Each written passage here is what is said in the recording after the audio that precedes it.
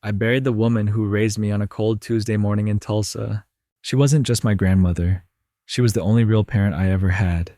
By Thursday, I was back in Denver, still in black, still grieving, still trying to keep it together. And that's when I found the email, subject termination notice, workflow disruption. My badge didn't work. My name wasn't on the system anymore. 7 years of loyalty erased with one click. He gave me permission to go, told me to take the time I needed. But Scott Hendricks didn't mean a word of it. No phone call, no warning. Just a spreadsheet with my final paycheck and a generic HR line about company priorities. I sat in my truck outside the office I helped build, reading those words over and over. And I felt it. Not rage, not tears, just something colder, clear, focused. That was the moment something broke inside me. Or maybe something finally clicked. They thought I'd stay quiet, that I'd fade out like just another expendable worker. But they underestimated one thing. I wasn't just another employee. I was the reason this company still had clients. And when you betray someone like that, you don't just lose trust, you lose control. If you've ever been replaced, erased, or betrayed by someone you trusted, you're not alone. And if this story speaks to you, you know what to do. My name is Ethan Carter. I'm 39. And for the past 8 years, I gave everything I had to date a secure one. Not just time, not just effort. I gave them loyalty. Quiet, dependable, old-fashioned loyalty. No missed deadlines. No sick days unless I was actually sick. No drama, no shortcuts. I was the guy who stayed late when servers crashed. The guy who picked up calls at 2 a.m. when no one else did. The one who trained every new analyst, even when it wasn't my job. And the clients, they didn't just like me. They requested me. By name. Send Ethan. He knows our system. He gets it. I didn't ask for praise. Didn't post about my achievements. Didn't network at fake conferences or chase internal politics. I thought if I just kept my head down, kept delivering, kept making the company money, I'd be safe. I was wrong. But back then, I still believed the system would protect people like me. I believed hard work meant something. I believed loyalty still mattered. And maybe that's why the betrayal cut so deep. Because I wasn't just let go. I was erased.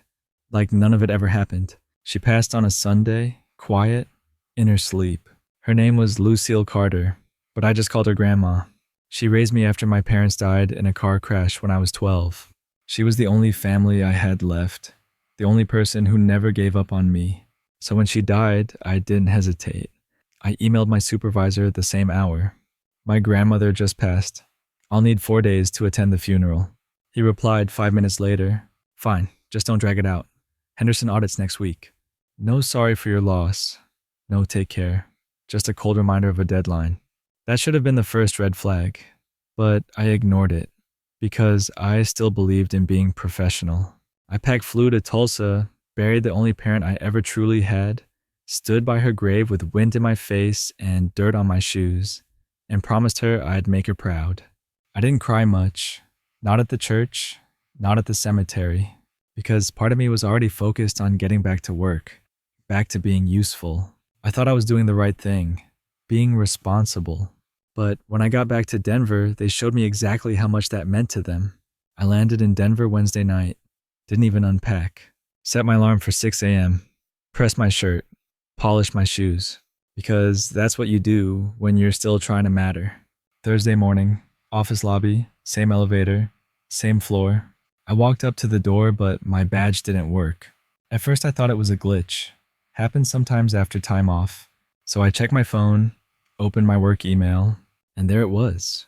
Termination notice, workflow disruption effective immediately, final pay details attached. No phone call, no face-to-face, no second chance. Just one cold email.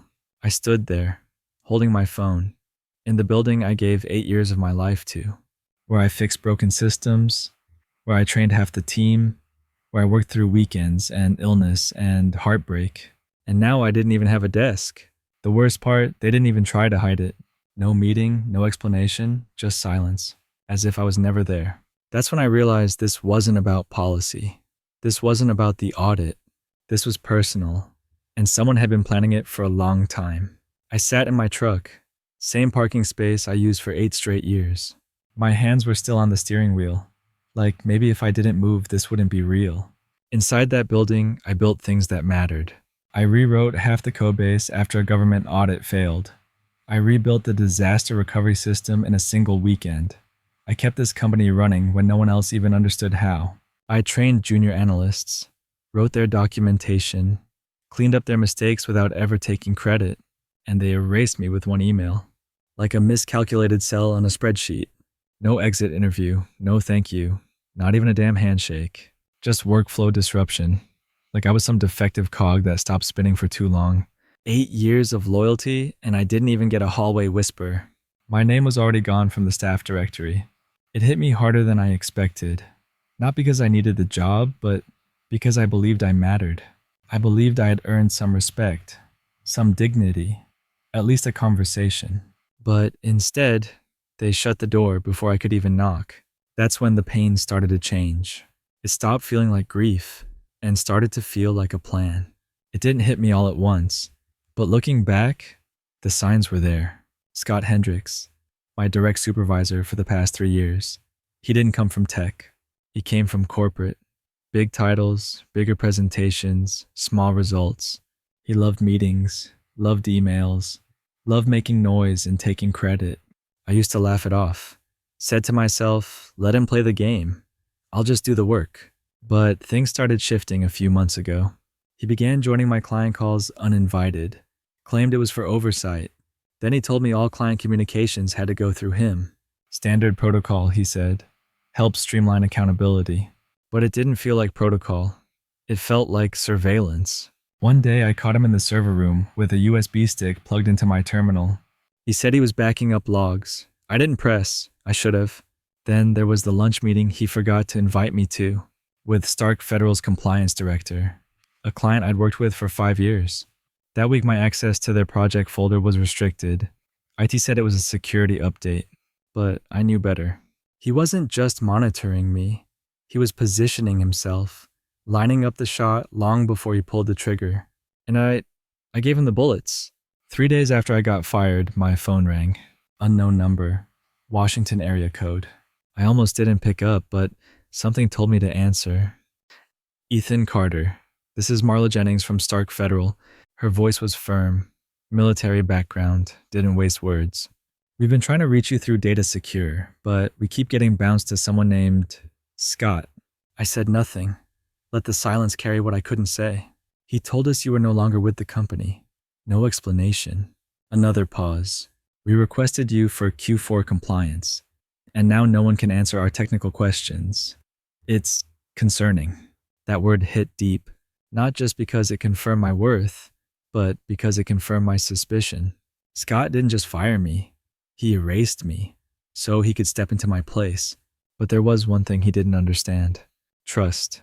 You can't inherit it, you earn it. And when you fumble that trust with someone like Marla, it's not just a mistake. It's a red flag. That call lasted 3 minutes, but it shook something loose. For the first time since my termination, I stopped feeling lost and started feeling dangerous. It was a Tuesday afternoon when I got the text. Ethan, we need to talk, not over the phone. The name lit up Liam Howard, one of the junior analysts I trained. Smart kid, quiet, loyal. We met at a coffee shop off Colfax. Neutral ground. He looked nervous, kept checking the door. This place is falling apart since you left. I let him talk, didn't interrupt. Clients are complaining. Reports are full of errors. And Scott, he's spinning everything. He pulled out his phone, showed me a screenshot. Email from Marla Jennings to Scott Hendricks. We require immediate clarification on audit discrepancies. Error rate has increased 270% since Carter's departure. I read it twice, let it sink in. 270%. That's not a red flag. That's a detonation. Liam leaned in closer. Scott promoted himself. Gave himself a new title, VP of Client Strategy. Your old position listed as eliminated due to restructuring. I smiled. First time in days. Because now it wasn't just me saying Scott was a fraud. The data said it for me. The client said it. Even the team knew it. He didn't just fire the wrong guy. He built his throne on my reputation, and it was starting to crack. Liam wasn't done. He slid a second screenshot across the table. It was an internal memo, company-wide. Subject line: Realignment of client relations. Confidential transition update. Inside, Scott wrote that I've been planning to leave. Ethan had initiated talks with competitor firms. We wish him well in his new ventures. Lies, all of it, but crafted with precision. Because I had talked to someone. James Harrison, CEO of a potential client, had pulled me aside weeks earlier. Said if I ever left Data Secure, he'd be interested. It was a 2-minute hallway chat. I never followed up, never intended to. But Scott found the email, took it out of context. Liam continued. He's been combing through your inbox, looking for anything he can twist into evidence. Said you were trying to poach clients. Said you were building your own firm. I leaned back, didn't speak, didn't flinch. Because I finally understood. Scott didn't fire me out of urgency. He fired me out of strategy. He was building a narrative, positioning himself as the savior, while painting me as the traitor. It wasn't enough to remove me. He had to rewrite the story. But here's the thing about stories.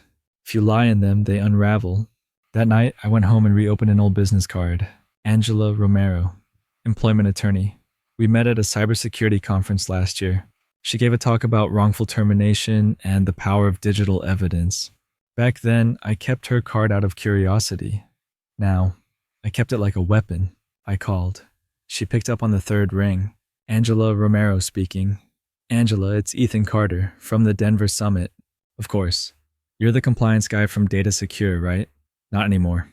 I told her everything. The funeral, the email, the locked badge, and then the lies. Do you have the approval email for your time off? Yes. Did they give you a formal reason for termination workflow disruption? She paused. That's textbook wrongful termination, especially with written permission for leave. But then her tone shifted. Calmer, more cautious. But Ethan, Missouri enforces non-compete clauses. Even if we prove they fired you illegally, you may still be barred from working in your field for a year. I let that sink in. Fired, framed, and legally handcuffed. I should have been angry. But all I felt was precision, because now I had my facts. I had my leverage, and I had time. 3 days later, I made 2 phone calls. First to Colonel Marla Jennings at Stark Federal, second to Dr. Patricia Wong at Apex Regulatory Partners. Both had been my clients for years. Both trusted me. Not the company. Me. I kept it professional. Polite, careful. I'm no longer with Data Secure One, but I'm exploring independent consulting. I can't breach non-compete clauses, but if your needs involve technical oversight outside their current service scope, I may be able to help. There was silence. Then a shift. Ethan, we don't care about org charts. We care about results. Marla asked for a proposal. Dr. Wong requested a scope outline. By the end of the week, I had signed 2 consulting contracts. Cybersecurity audit support, FDA data tracking compliance, both technically outside Data Secure stated services. I didn't break the rules. I navigated them. Scott thought he took everything from me, but he forgot one thing. The trust I'd built was never his to inherit. And now he had 2 furious clients, a broken audit system, and a reputation tied to results he could never deliver. It didn't take long. Thursday morning, my phone buzzed again. Liam. This time he sounded shaken. Ethan, Nan wants to see you. Nan Alvarez, CEO of Data Secure, the one who hired me 8 years ago. She called, asking for your number, said it's urgent. I asked why, but Liam didn't answer, just whispered, Scott's gone. Escorted out by security an hour ago. Badge deactivated, no warning. 20 minutes later, I got the call myself. Ethan, it's 9. We need to talk. In person. When I pulled into the parking lot, she was waiting outside. Tired. Tense. Like someone who just watched a house catch fire. She handed me a folder. Both Stark and Apex submitted termination letters. Effective in 30 days. Unless we can guarantee previous service levels. I opened it. 2 letters. Different headers, same message. No Ethan, no contract. She looked at me. We also received copies of your consulting agreements. Clever work, staying just outside our non-compete terms. I didn't smile, didn't gloat, because this wasn't about winning. It was about balance, truth, correction, and maybe finally a little justice. We walked inside, into the same building that erased me. Now they couldn't function without me. None led me straight to the conference room, closed the door, spoke first. I trusted Scott to handle the transition. I was focused on merger talks. I didn't realize the fire he was lighting. I didn't nod, didn't soften, just waited. She opened her laptop. Client error rates have tripled. HR is reviewing 4 separate complaints. Legal says we may not survive breach penalties. She looked up. I need you back. Director of Client Relations, full authority, 20% salary bump. I paused, then spoke quietly. I have conditions. 1, keep my consulting contracts. They trust me, not your org chart. 2, written policy family emergencies won't cost people their jobs. 3, I want oversight on every new hire in compliance. She nodded, almost grateful, and I leaned forward. 4, Scott gets the same treatment I did. No meeting, no warning, just an email, with his final paycheck attached. She exhaled slowly, almost smiled. I can arrange that. The next morning I was back. Same building, same ID badge reactivated, same desk cleared and cleaned. But everything had changed, because now I wasn't just the guy who followed protocol, I was the guy who rewrote it. My first call was to Marla Jennings. Colonel, just letting you know I'm back at Data Secure, but our agreement remains intact. I'll still handle oversight personally. She didn't hesitate. Good. Just make sure your CEO knows we're here for you, not her. Next call, Dr. Wong. Consulting terms remain. Yes, ma'am. Excellent. Let's proceed with a rollout. And just like that, I became something more than a returning employee. I became the insurance policy, the reason contracts stayed, the only bridge between chaos and compliance. Scott thought he could replace me. Now the company had to rebuild itself around me. And I wasn't doing it out of pride or revenge. I was doing it because some systems are too important to leave broken, and some trust once earned deserves to lead. Monday morning. I walked back into the building that once pretended I didn't exist. Same hallway, same fluorescent lights, same receptionist. But now everything bowed differently. I wasn't there to earn my place anymore. I was there to run it. My nameplate said Director of Client Relations. First call of the day, Marla Jennings. Colonel, this is Ethan Carter from Data Secure. I understand you had concerns. She replied with a tone I'd never heard from her before. Not anymore. You're back. That changes everything. Second call, Dr. Wong. Jeremy, we were preparing to terminate our relationship, but now let's continue. The week ended with both contracts renewed, and on Tuesday, Scott got his own email. Subject termination, performance issues. No meeting, no warning, just numbers. His badge was deactivated before he even opened the message. No drama, no noise, just balance restored. And for the first time since this all began, I exhaled. Not out of victory, but out of clarity. Because now they knew. I wasn't replaceable. I was the reason they were still standing. I keep one photo on my desk now. It's not a family portrait, not a certificate, just one black and white image, my grandmother smiling on the porch where she raised me. I don't keep it there because I need the reminder. I keep it because I want everyone who walks into this office to understand what matters. Not power, not titles, not politics, but loyalty, quiet strength, and the kind of legacy you don't need to advertise. People ask me if I feel like I got revenge. I don't, because this was never about revenge. It was about clarity, about making sure no one else gets thrown away the way I was. I still train new hires, still show up early, still ask the hard questions. But now I don't work for the company. The company works because of people like me. And if they ever forget that again, they know what happens.